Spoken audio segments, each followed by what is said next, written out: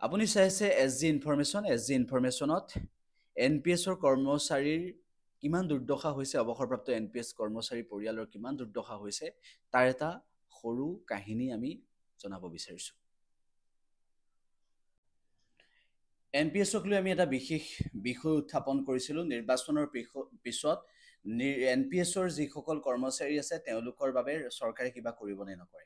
এতিয়া প্ৰসংগটো হৈছে যে তৃতীয়বাৰৰ বাবে যদি প্ৰধানমন্ত্ৰী নৰেন্দ্ৰ মোদীৰ নেতৃত্বাধীন এনডিএ চৰকাৰখন আকৌ শাসনলৈ আহে বা পৰৱৰ্তী সময়ত যদি যিটো দলেই শাসনলৈ আহে কিয় তেওঁলোকে এনপিএছৰ বিষয়টোক লৈ গুৰুত্ব দিবনে নিদিয়ে সেই বিষয়টোক লৈ আমি চৰ্চা কৰিছিলোঁ। আৰু এনপিএছক লৈ যিকেইটা সংগঠন আছে তেওঁলোকে কেনেধৰণৰ বলিষ্ঠ ভূমিকা লৈছে সেই সন্দৰ্ভতো আমি ক'বলৈ বিচাৰিছিলোঁ কিছু কথা, আৰু নিৰ্বাচনৰ পিছত তেওঁলোকে কিছু কাৰ্যপন্থা ল'ম বুলি কৈছে সেই সন্দৰ্ভতো আমি আপোনালোকক অৱগত কৰিছিলোঁ। এতিয়া এটা বিষয়, আমি যেতিয়া ভিডিঅ'টো দিছিলোঁ সেই মুহূৰ্তত বিভিন্নজনে বিভিন্ন মন্তব্য কৰিছিল, আৰু সেই মন্তব্যসমূহৰ ভিতৰত এটা মন্তব্য আছিল এনেকুৱা ধৰণৰ।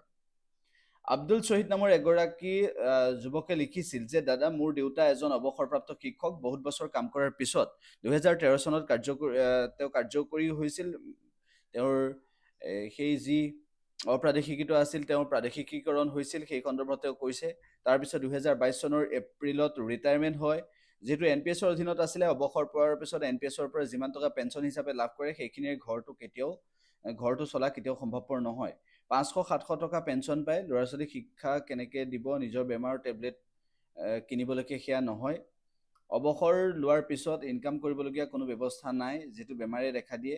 এনপিএছত যদি ইমান লাভৱান হয় তেনেহ'লে মন্ত্ৰী বিধায়কৰ ক্ষেত্ৰত কিয় প্ৰযোজ্য কৰা হোৱা নাই? মই 2023-24 বৰ্ষৰ হাইস্কুল শিক্ষান্ত পৰীক্ষাত উত্তীৰ্ণ হ'বলৈ সক্ষম হৈছোঁ। এতিয়া উচ্চতৰ মাধ্যমিকত নামভৰ্তি কৰিবলৈ সক্ষম হোৱা নাই। মই ইয়াৰ যোগেদি ক'ব বিচাৰোঁ মুখ্যমন্ত্ৰী ডাঙৰীয়াই ইয়াৰ ওপৰত সিদ্ধান্ত ল'ব লাগে। তেওঁৰ নাম দিছে ৰিজাউল, ডিষ্ট্ৰিক্ট নগাঁও।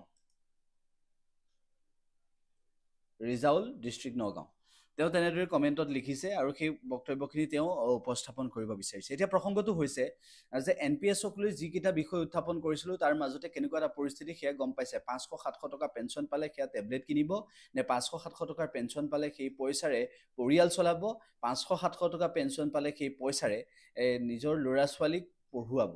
গতিকে সেই যিখিনি অভাৱ অভিযোগ, এইটো মাত্ৰ এটা উদাহৰণ আমি দাঙি ধৰিছোঁ। গতিকে এনেকুৱা ধৰণৰ পৰিস্থিতি কিয় হ'বলৈ পাইছে, এনেকুৱা ধৰণৰ পৰিস্থিতি কিয় হৈছে, সেই সন্দৰ্ভত ৰাজ্য চৰকাৰক বা সেই সন্দৰ্ভত কেন্দ্ৰীয় চৰকাৰক প্ৰশ্ন কৰিছে এনপিএছৰ কৰ্মচাৰীসকলে, ভুক্তভোগী কৰ্মচাৰীসকলে, যিসকলে অৱসৰ লৈছে তেওঁলোক প্ৰতি মুহূৰ্তত এই কথাখিনি উপলব্ধি কৰিব পাৰিছে। গতিকে আমি সেই কথাটো অৱগত কৰিব বিচাৰিছোঁ।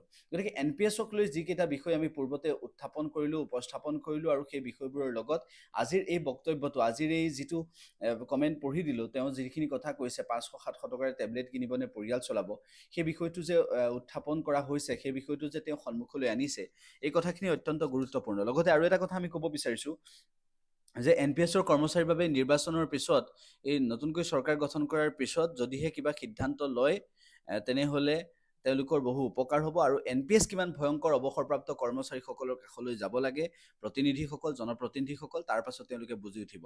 এই যুৱকজনে এনেদৰে লিখিছে। গতিকে এই যুৱকজনক আমি এইটোৱে জনাইছোঁ যে অসমৰ বিভিন্ন দল সংগঠন আছে, নগাঁও জিলাৰ বিভিন্ন দল সংগঠন আছে, জাতীয় দল সংগঠন আছে, তেওঁলোকেও সহায় সহযোগ কৰিব লাগে।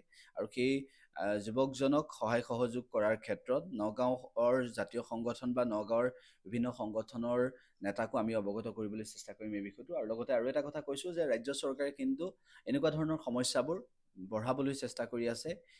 এনপিএছজি, অপিএছ প্ৰৱৰ্তন কৰিব কিয় লাগে সেই কথাষাৰ কিয় কোৱা হৈছে সকলোৱে উপলব্ধি কৰিছে। এইবোৰ কাৰণতেই অপিএছ প্ৰৱৰ্তন কৰিব লাগে, সকলোৱে সেই বিষয়টো দাবী কৰিছে, সেই বিষয়টো উপস্থাপন কৰিছে।